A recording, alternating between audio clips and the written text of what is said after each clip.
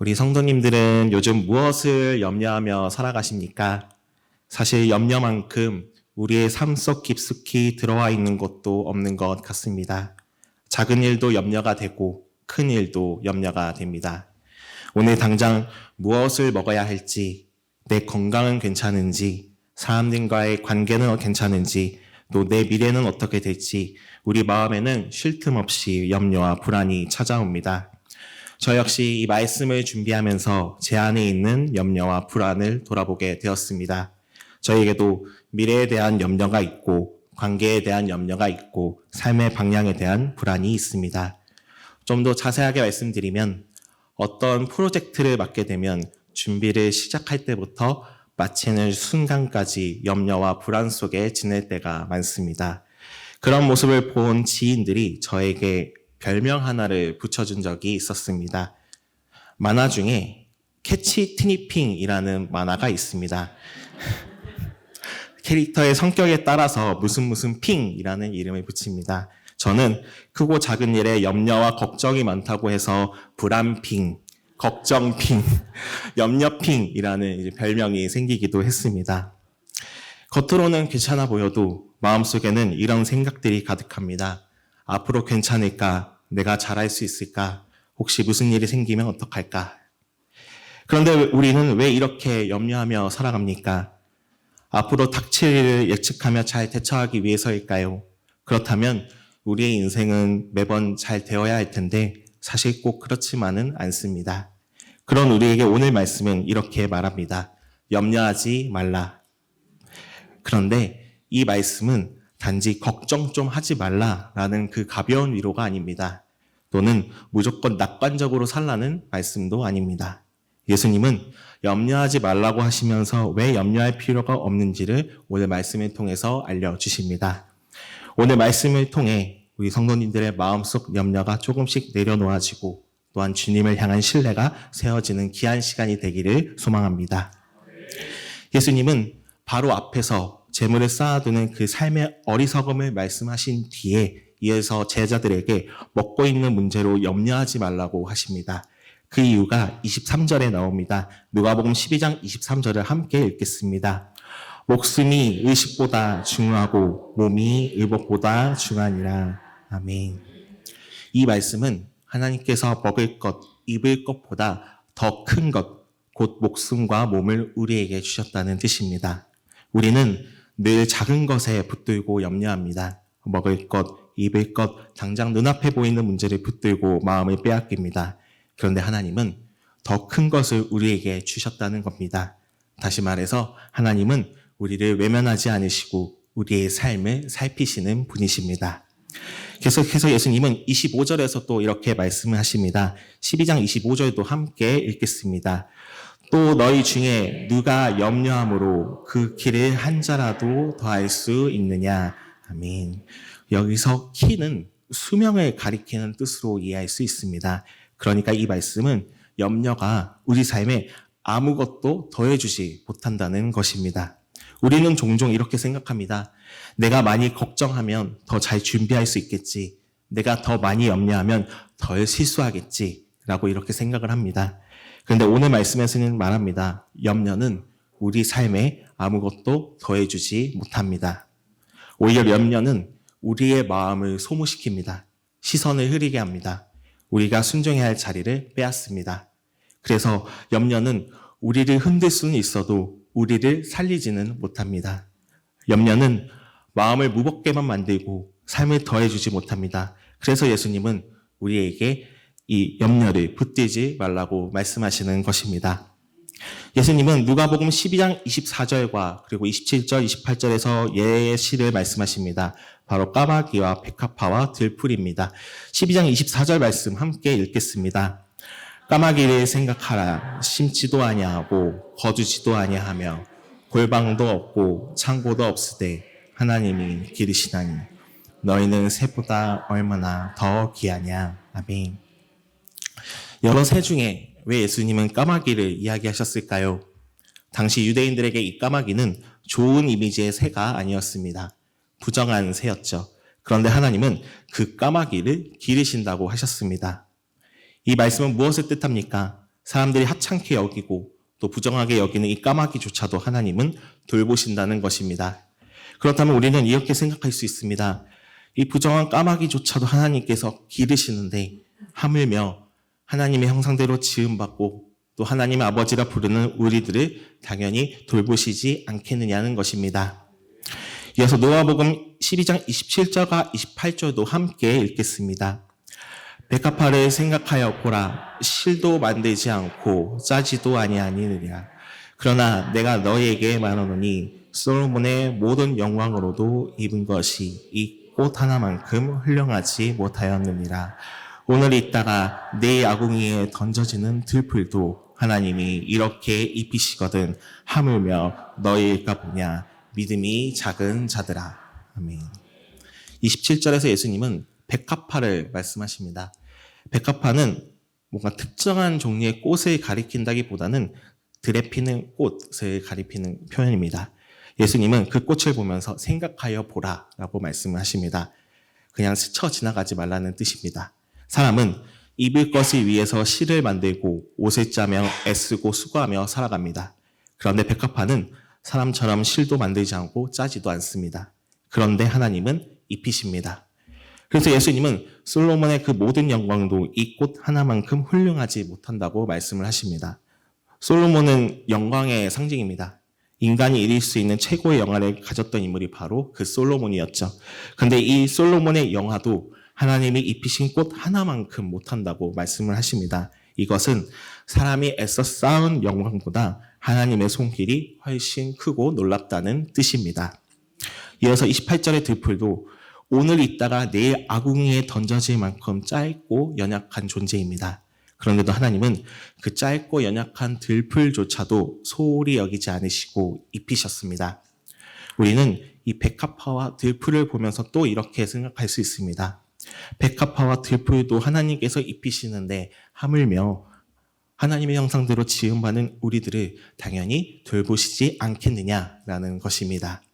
그래서 예수님은 28절에서 믿음이 작은 자들아 라고 말씀을 하십니다. 근데 이 말은 단순한 책망의 말씀이 아니었습니다. 염려로 흔들리는 우리를 향해서 다시 하나님을 바라보라고 하시는 말씀입니다. 사실 염려가 있다고 해서 믿음이 없어지는 것은 아닙니다. 문제는 흔들릴 때 하나님을 잊어버린다는 것입니다. 염려가 우리의 시선을 빼앗을 때 믿음이 작아집니다. 반대로 염려 속에서도 하나님을 바라볼 때 믿음은 자라나게 됩니다. 우리가 보통 생각하는 믿음은 열심히 성경도 잘 읽고 기도도 열심히 하고 예배도 잘 참석하고 교회 봉사도 열심히 하는 것으로 생각을 합니다. 물론 그것도 정말 중요한 믿음입니다. 그러나 오늘 본문이 말하는 것은 하나님께서 나를 아시고 돌보신다는 그 사실을 믿고도 믿고 염려 속에서도 다시 하나님을 붙드는 것입니다. 그렇게 우리 성도님들도 염려가 많은 사람이 아니라 염려 속에서도 하나님을 바라보는 사람이 되시기를 바랍니다. 예수님은 그렇게 까마귀, 백합화, 들꽃을 통해서 하나님의 돌보신다는 것을 보여주셨습니다. 그리고 이제 그 돌보심의 이유를 말씀하십니다. 누가복음 12장 29절을 함께 읽겠습니다. 너희는 무엇을 먹을까, 무엇을 마실까 하여 구하지 말며 근심하지도 말라. 아멘. 29절에서 예수님은 무엇을 먹을까, 무엇을 마실까라는 그 문제에 구하지 말며라고 말씀하셨습니다. 이 말씀은 먹고 마시는 문제를 삶의 가장 중요한 자리, 곧 인생의 중심에 두지 말라는 뜻입니다. 그렇다고 먹고 사는 문제가 중요하지 않다는 뜻이 아닙니다. 다만 그 문제를 너무 삶의 중심에 두지 말라는 것입니다. 또 예수님은 근심하지도 말라라고도 하십니다. 여기서 근심하다는 마음이 들뜨고 흔들리는 상태를 의미합니다. 그러니까 염려가 우리 마음을 흔들어 놓고 중심을 잃게 만드는 것입니다. 그래서 예수님은 이 먹고 사는 문제 때문에 마음이 흔들리고 빼앗기지 말라고 하시는 것입니다. 사실 우리의 걱정과 염려는 먹고 사는 문제와 밀접합니다. 그런 우리에게 예수님은 이 말씀을 하십니다. 누가복음 12장 30절을 함께 읽겠습니다. 이 모든 것은 세상 백성들이 구하는 것이라 너희 아버지께서는 이런 것이 너에게 있어야 할 것을 아시느니라. 아멘. 성도님들, 저는 이 말씀이 중요하다고 생각합니다. 우리가 염려할 필요가 없는 가장 큰 이유, 바로 우리의 아버지 하나님께서 우리의 필요를 아시기 때문입니다. 하나님은 우리가 말하기 전에 아시는 분이십니다. 하나님은 우리가 불안해하기 전에 아시는 분이십니다. 하나님은 우리가 부족함을 느끼기 전에도 아시는 분입니다. 하나님은 우리가 무엇이 필요한지 아시는 분입니다. 그래서 그 염려를 내려놓는 믿음은 잘 되겠지라는 그 막연한 기대가 아닙니다. 내 아버지, 내 하나님께서 아신다라는 그 신뢰 속에서 피어나는 것입니다. 세상은 먹고 사는 문제를 붙들고 살아갔지만 하나님의 백성은 먼저 아버지 하나님을 신뢰하는 자리에서 살아갑니다. 세상의 백성이 되는 것이 아니라 하나님께 속한 백성으로 살아가는 성도님들이 되기를 바랍니다. 우리가 무엇이 필요한지 이미 아시는 하나님을 믿으며 하나님 앞에 염려의 마음을 내려놓는 성도님들이 되기를 바랍니다. 이제 예수님은 우리가 무엇을 먼저 구하며 살아야 할지를 말씀하십니다. 누가복음 12장 31절을 함께 읽겠습니다. 다만 너희는 그의 나라를 구하라. 그리하면 이런 것들을 너희에게 더하시리라. 아멘. 예수님은 단지 염려하지 말라라고만 말씀하시지 않으십니다. 염려를 멈추는 데서 끝내지 않으시고 염려 대신에 그의 나라를 구하라. 바로 하나님의 나라를 구하라고 말씀하십니다. 본문에 등장하는 제자들은 예수님을 따르기 위해 자신들의 삶의 자리를 내려놓은 사람들이었습니다. 먹을 것과 입을 것에 대한 염려가 크게 다가올 수도 있는 사람들이었죠. 그런데 예수님은 이들에게 무엇보다도 하나님의 나라를 구하라고 하십니다. 우리는 이 말씀을 보면서 또 이렇게 생각을 합니다. 어떻게 당장 하나님의 나라를 구할 수 있을까? 당장 먹고 사는 문제가 중요한데 미래는 어떻게 할까? 세상 속에서 나는 지쳐지는 것이 아닐까라고 다시 우리는 염려로 돌아갑니다. 그렇게 예수님은 다시 말씀하십니다. 누가복음 12장 32절을 함께 읽겠습니다. 적은 무리여 무서워 말라. 너희 아버지께서 그 나라를 너희에게 주시기를 기뻐하시느니라. 아멘. 예수님은 제자들을 적은 무리라고 하셨습니다. 이것은 작고 약하고 흔들리기 쉬운 존재라는 것입니다. 그런 제자들에게 예수님은 무서워 말라라고 말씀하십니다. 왜 그런 말을 하셨습니까? 아버지께서 그 나라를 주시기를 기뻐하시기 때문입니다. 이 하나님 나라는 우리가 얻어내는 것이 아닙니다. 오로지 은혜로 주시는 선물입니다. 우리는 하나님 나라를 만들어내는 사람들이 아닙니다. 아버지께서 기뻐하여 주시는 나라에 함께하고 동참하는 사람입니다. 그러면 성도님들, 염려가 생길 때 이렇게 고백해 보셨으면 좋겠습니다. 나는 연약하지만 괜찮다. 나는 흔들리지만 괜찮다. 내 아버지께서 아시고 내 아버지께서 주시고 내 아버지께서 기뻐하신다. 이 고백이 염려에 빠진 우리를 다시 일으켜 세울 거라고 저는 믿습니다. 그러므로 우리 삶의 중심은 염려가 아니라 하나님 나라가 되어야 할 것입니다. 성도님들의 삶의 중심이 하나님의 나라가 되기를 바랍니다. 예수님은 하나님 나라를 구하는 삶이 실제로 어떻게 드러나는지 그리고 우리의 소유와 마음의 방향을 통해서 또 보여주십니다. 누가복음 12장 33절과 34절을 함께 읽겠습니다. 너희 소유를 팔아 구제하여 나가지지 아니하는 배낭을 만들라. 곧 하늘에 둔 바 다함이 없는 보물이니 거기는 도둑도 가까이 하는 일이 없고 좀도 먹는 일이 없느니라. 너희 보물 있는 곳에는 너희 마음도 있으리라. 아멘. 이제 예수님은 소유를 붙들고만 살지 말고 구제와 나눔으로 흘려보내라고 말씀하십니다.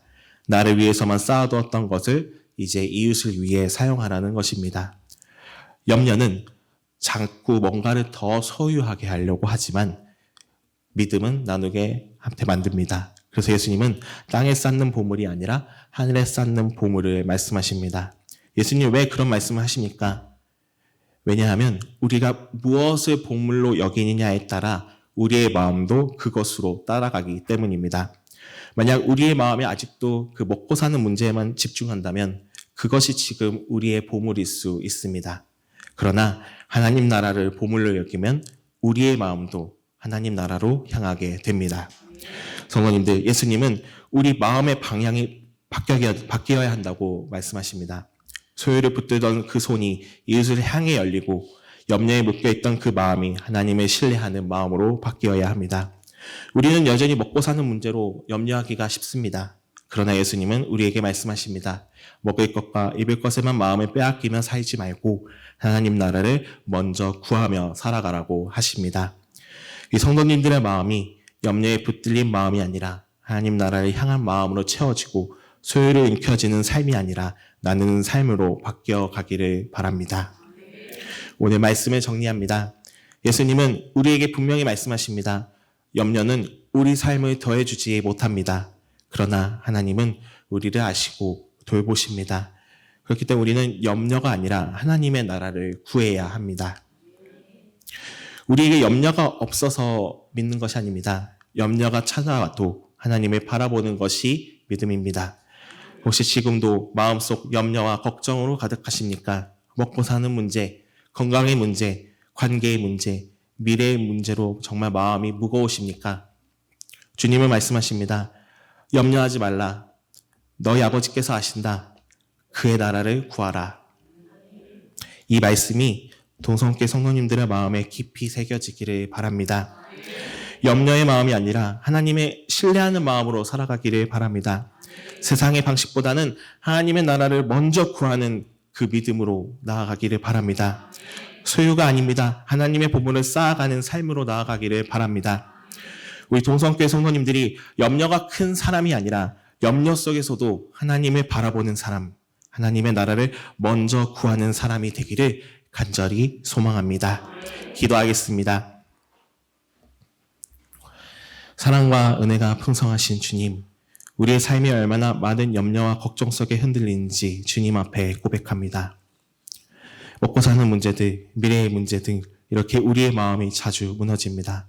그러나 주님께서 우리에게 염려하지 말라고 하시며 우리의 필요를 아시고 우리를 돌보시며 우리에게 주님의 나라를 주시기를 기뻐하심에 감사드립니다. 주님, 흔들리는 우리의 마음을 붙들어 주시옵소서. 염려가 찾아오더라도 세상으로 향하는 것이 아니라 오직 주님만을 바라보게 하시옵소서. 주님의 나라를 먼저 구하는 믿음을 주시옵소서. 소유의 마음보다 주님의 보물을 잡는 마음을 주시옵소서. 적은 무리인 우리를 두려움에 건져 주시고 주님의 나라를 기쁨으로 바라보게 하시옵소서. 우리 주 예수 그리스도의 이름으로 기도드립니다. 아멘.